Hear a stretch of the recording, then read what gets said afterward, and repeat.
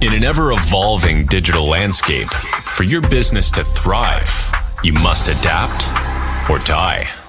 Welcome to Marketing in the Age of AI, the podcast helping you harness the power of AI and marketing tools to revitalize and grow your business.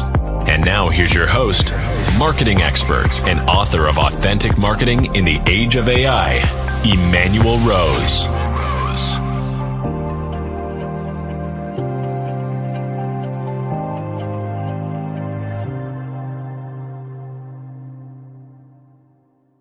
Welcome to this episode of Marketing in the Age of AI. Today, we are going to have a great conversation about some of the fundamentals of marketing that haven't changed and move all the way through to automation and artificial intelligence. And I want to welcome to the show, Juli Baranik. Thanks for joining me today. Absolutely. Thanks, Emanuel. I'm super excited to be here. Well, it's great. Will you share a little bit more about your background so we can get to know you a little bit? Yeah, totally. And as probably most people, I have a very winding background and a winding path that took me to where I am today, but I've brought bits and pieces of it with me. So oddly enough, I started my career as a registered nurse in high-risk labor and delivery and love that, was, really passionate about that, but was very creative and techie. So I started a business on the side. And then that shifted into just really diving headfirst and in love with IT and marketing. Did consulting for Fortune 500s around the world in the consulting that I did with them. And then kind of did another pivot and fell in love with podcasting. So I've actually taken all of that, oddly enough, and really focus on helping people build relationships through podcasting and also having really solid underlying systems that free up people's time using automation and ultimately, again, building relationships through all of it. Yeah, well, that's beautiful. And I think probably the most important part is building relationships. And I think that is one of the things that that kind of gets lost by some of the marketers and the inexperienced marketers in 2024, wouldn't you say? Absolutely. Yeah, I do, especially as we seem to be moving faster and faster by the day, and we tend to leave people behind. So I agree with you. Yeah, it's interesting. And I think I'm in love with podcasting also because I'm a content marketing geek. Like that's just what I love. I love producing content and having finished product, and the podcast as the hub of the content marketing wheel is such a beautiful synergy.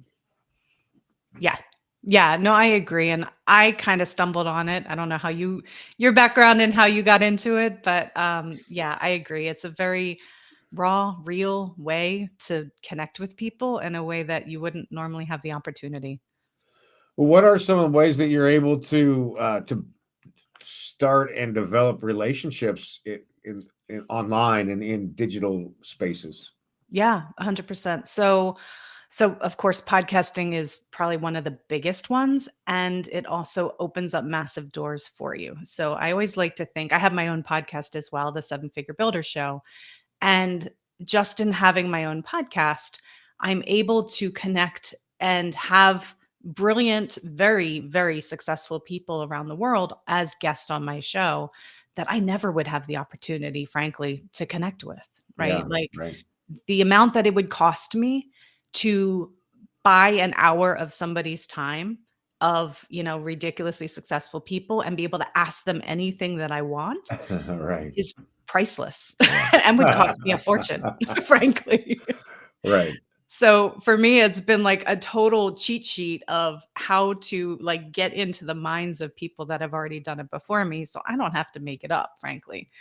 But with that, to the relationship piece, I've used it to build really solid relationships with those people where I have their personal cell phone, their phone number, like they text me, they call me out of the blue, they check up on me, we give referrals to each other, like we have a genuine vested interest in each other's success because of the format of podcast and just going in with the intention of building relationships. So There's lots of ways, and I'm happy to dig into lots of them, but of course, that's one of my favorites. Well, I'm going to get a little soft here and just say, let your intention is to build relationships, right? And so, just that intention is much different than just trying to sell a product or service and move on to the next person. Yeah. So I think that's really a powerful concept from what you just said. For somebody who hasn't yet got into podcasting, and a lot of people haven't yet, what are some like kind of how would you recommend that somebody starts to conceive of their podcast? Yeah, for sure. So I like to begin with the end in mind, quite frankly. So I'm a big Stephen Covey fan, but like, Right. what are we trying to accomplish, right? What is your goal? Is it to get more clients? Likely, yes. Who are those people? Who are your dream clients? Like who, when you think of who is that person that you would love to have 1,000 more of in your world? Yeah.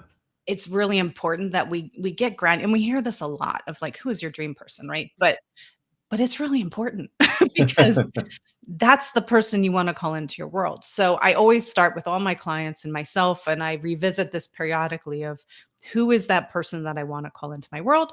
Where do they live? Right? Is it in the podcasting realm? Maybe, maybe not. Maybe it's on Facebook, maybe it's Instagram, maybe it's LinkedIn. Like for me, LinkedIn has been another massive relationship building tool when done well. Sure. You can really get very specific and target people very granularly, but you can't do that until you know who you're actually looking for, right? Right. Yeah. So no matter where you are, what you're trying to do, start with who is it that you're trying to call into your world? Where are they? What are they concerned about?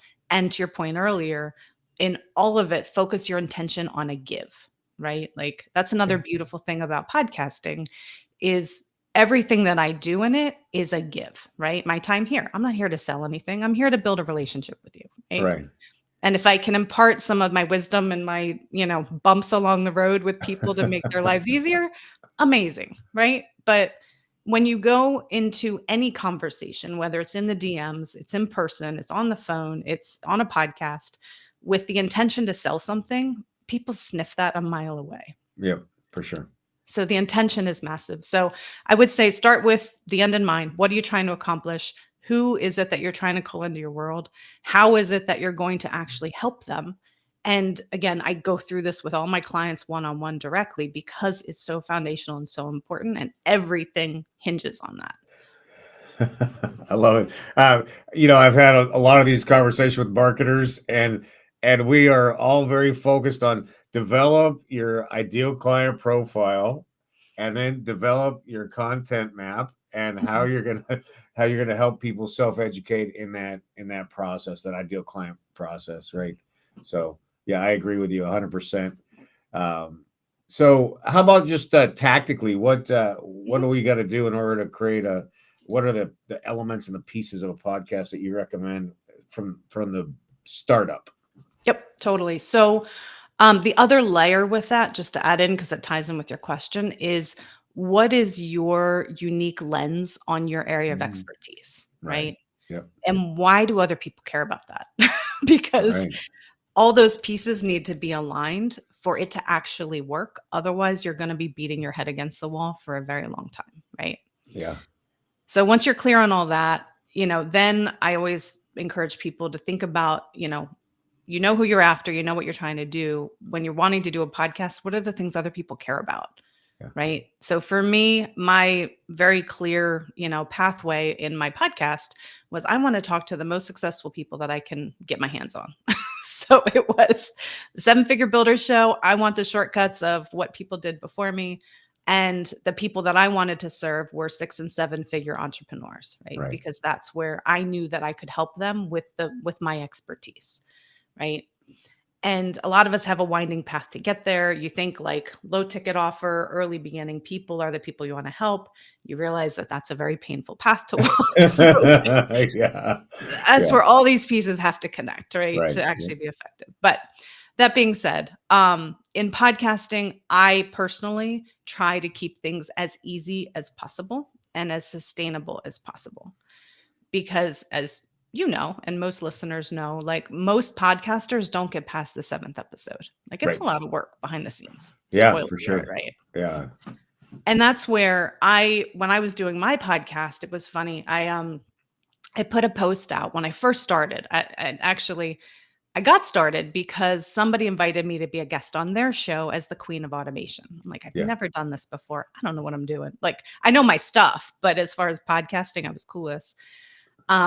So she invited me to be a guest on her show. And I'm like, this is easy. Like it clicked with me, Conversation, right? Yeah. right? Totally. So I thought, well, I can do that. So, that was my grand vision of, having a podcast. So I put a post out on a Facebook group just saying, hey, this is what I'm looking for. Anybody want to be a guest? And I went to bed, literally expecting nothing. Right. It was 11 o'clock at night, put through the post up, went to bed. Big. Totally. Next day, I woke up, I had 100 people, over 100 Oh, people that wanted to be on my show. I'm like, that's awesome. I stepped on something massive here. Yeah, for sure. Yeah. So when you get them dialed in, it's really effective. And so I ended up building an underlying system that I help my clients with to automate the whole guesting process, right? For Well, those that's cool. outreaches. Let's dig into that a little bit Sure. about the tactics. So let's talk about from like the outreach and the calendaring and then the editing. Let's go through that process. Yep. So once you have the idea of what you're doing, and you know where to get people, a very easy place to find good guests, like really solid guests, is Facebook groups. And I'm sure you know, but there are a couple that are my favorites. There's the podcast guest collaboration, I think is one of them. And then the other one is Need a Guest. And those are like, in my mind, the best groups that I've found for actual solid people, solid leads that are worthwhile talking to. Nice. There's a lot of other ones too, but those are my favorites. So you can just tactically, drop a post in there, and I encourage you to be really, really, really specific of who you're looking for. Yes, absolutely. I agree with that. Otherwise, you'll end up getting people who talk to angels, and then you got the dog sitters, and All you're of them. really you're Get really all looking of for them. somebody who knows about azaleas, but they Yes. all think that they should be on your show. Yes. And that's what was the aha moment for me, is people love to be on podcasts. So like, Right. that's the easy part, right? Yeah. And then from there, it definitely helps to have a thought through process, meaning have a form that they fill out so you can collect all the really important information. And I highly encourage you to be very strategic in that form. Wherever you host it, doesn't matter. Could be Google Forms, could be something else, right? But that's a very key opportunity for market research, to get important information that you want to know about that person, right? Because you've been very specific of who you're calling in. They specifically want to know important information about them. And then from there, it helps to set up a series of automated messages. Like, you can set up all this in automation. And again, I have the whole system built out, so you don't have to invent it. But what I do is I have automated touch points. I have self-scheduling, so people can go in, pick their own schedule, make it really easy. All the important information that they need to know ahead of time. Remember, it's video, it's audio, blah, blah, blah, right? All that you can automate, so you don't have to do it. The day of the show, right? Have the interview, enjoy yourself, be present, and have fun. Yeah. Right? Like, if you're not having fun, why are we doing this? Exactly. Yeah. And intention streams through, right? Like, you just intend to build that relationship, and you'll be amazed at what happens. After the podcast, this is another thing that I like beat my clients with. But the most important moment for me after the podcast is, or rather in the whole process of the podcast, is after the podcast, other than enjoying the conversation, where I very genuinely tell people, how can I help you? How can I help you get clients? How can I help you? How can we support each other? Right. And usually when I say that to people, they say, well, nobody's ever asked me that. Right. I'm like, that makes me sad. Like, who are you looking for? Who are your people that I can send your way? And do it genuinely and use it as a relationship building tool, and do that. Like, I send people referrals all the time. If I see people that I know that want to be on other podcasts and I know they're a great guest, I'll vouch for them and say, this person's amazing. You'll love them. Right. For sure. Yeah. So I'll pause, because No, I that's could talk good. all day about this stuff. No, I love it. I think it's good.